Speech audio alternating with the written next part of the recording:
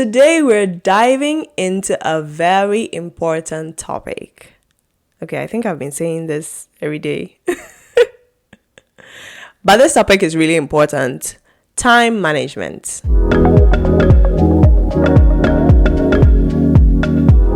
Once time is lost, you can never get it back. Ever in history, that particular time cannot occur again. We need to understand that time is our most valuable resource on earth. Time is so valuable. It's the gifts that God has given us. God is eternal. He exists outside of time, but he gave us time because in time, things can change. Time permits change. Time permits newness. Time permits mercy, which he had a plan for. Time gives room for a lot of things to happen. Time gives room for development as opposed to eternity. Time is good for us. I'm so passionate about time.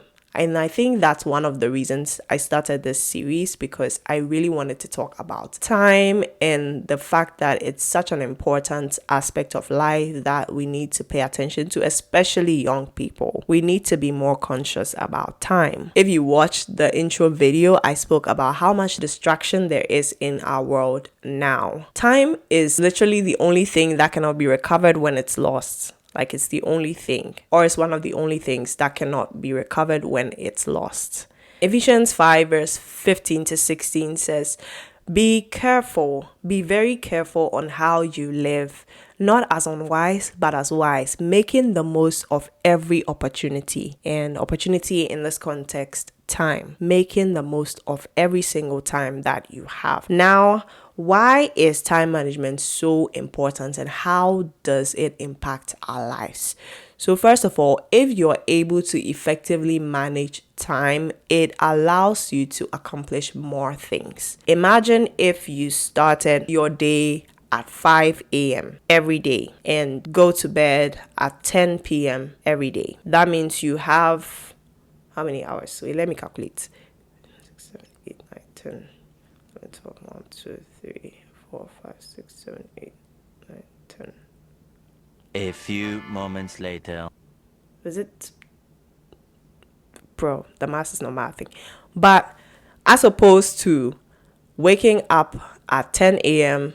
and going to bed at 10 p.m., you lost 5 hours. The things that you can accomplish within that time, I mean, if you are intentional, if you are productive, you can compare it to someone who woke up at 5 a.m. and had 5 hours ahead of you. So effectively managing your time allows you to accomplish more. You're also able to focus on the things that matter most. If you effectively manage your time, if you're able to spend your time wisely, you can focus on the things that matter most and spend less time on distractions. Another thing is when you manage your time poorly or when you procrastinate a lot, you get stressed and you get overwhelmed very easily. Sometimes we think that when we procrastinate, we are reducing stress, but it works in the opposite way. You're rather increasing your stress, you're increasing the potential to feel overwhelmed because now you have moved the time that you were supposed to do that particular task to another time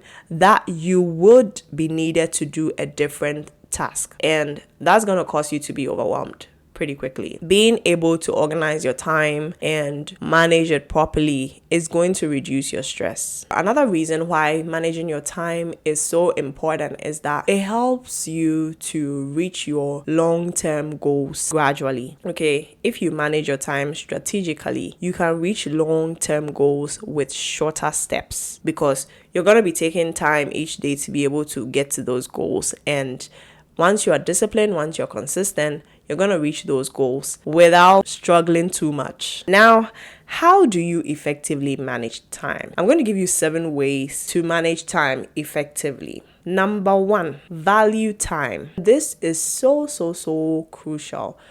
You need to value time. You need to respect time. If you don't respect time, it's very easy to waste it. If you don't value time, if you don't value your time, first of all, you will waste it. And you give other people the opportunity to waste your time as well. So you need to value time. You need to respect time. You need to value the essence of time lost.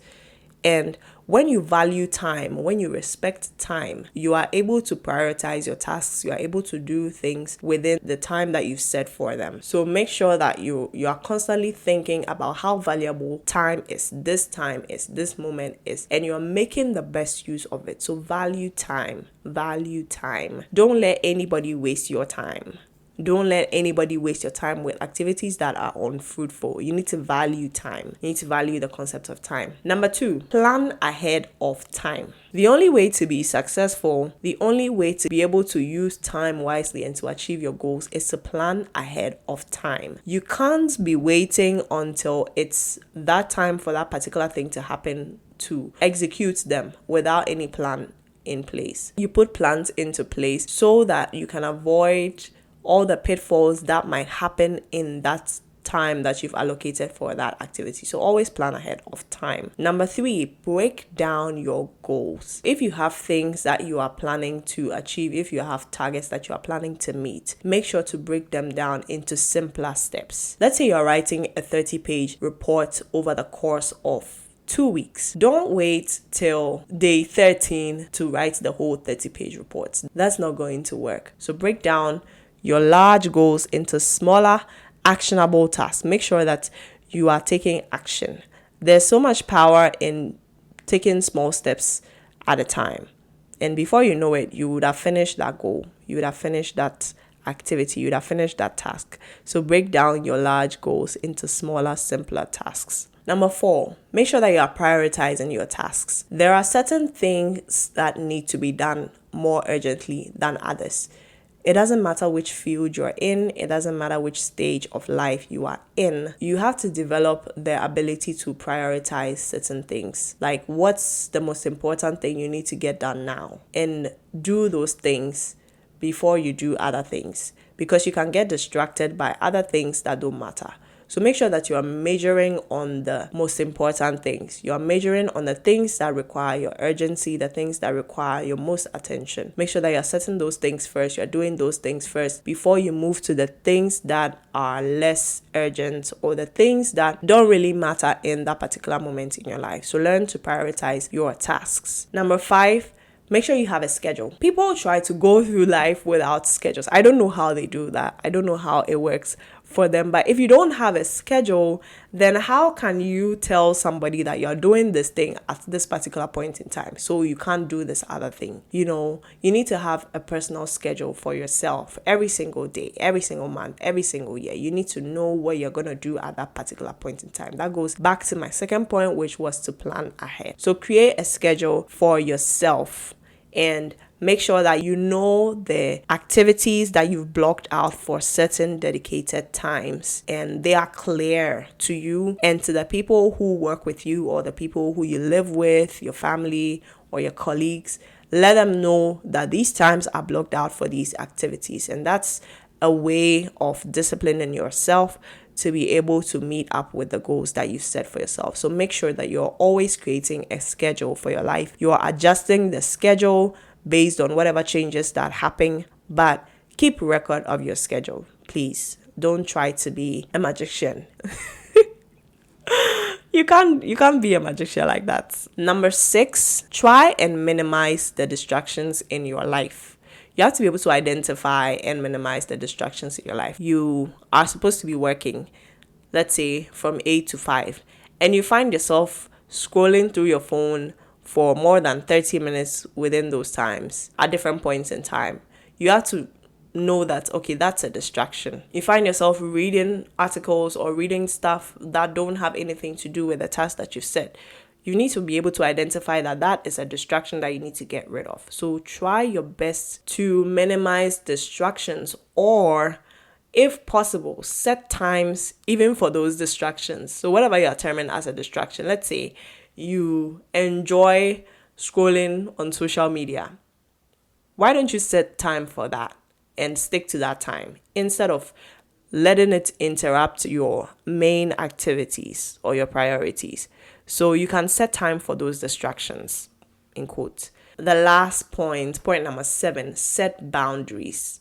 Listen, if you want to effectively manage your time, you have to learn to say no. You have to learn to set boundaries. in terms of what times you're getting what stuff done. For instance, if you're working between a certain time of day, make sure that you stick to that time and don't take work beyond that time of day. Learn to say no to non-essential activities, things that do not benefit you in any way, things that do not align with your priority at that point in time. You have to learn to say no. You have to guard your time. You have to value your time. Guard it. Save your time for activities that benefit your personal and professional growth. Make sure that you guard your time. Don't let people waste your time. Don't let people interrupt your time. Learn to say no. Learn to set boundaries. Learn to set boundaries for yourself and for others. A couple of questions that I would like to find out from you and that I would like you to reflect on as well. I want you to think about your activities for every week and whether they are aligned with your long-term goals and your priorities. And I want you to think about how you currently manage your time. Do you think that you have a proper balance of how you manage your time between your work, between your family, between all other activities that you're supposed to do? How are you currently managing your time? I want you to think about that. I also want you to think about how best you can adjust your schedule to be able to create a balance in your life. So what are the activities that you are paying more attention to that need less of your attention, and what are the activities that you should be paying more attention to? Think of the adjustments that you need to make in order to make better use of your time. That's all for today. I hope that you will from today value your time more and you create boundaries and learn to say no when people are trying to waste your time. This has been day 8 of our 30 days to intentional living series. I hope you're enjoying the series so far. There's still more that we need to cover in this series. So make sure that you are subscribed. Make sure that you like the video if you found value in it. Make sure to share with your friends. If you have any questions or topics related to any of the things that we've discussed so far, feel free to leave it in the comments. Feel free to send me a message or an email if you want to connect with me. And if you've missed any of the previous videos, please go and check them out. I hope that we'll continue to go on this journey of living intentionally together. I'll see you in the next video. Stay blessed and stay intentional.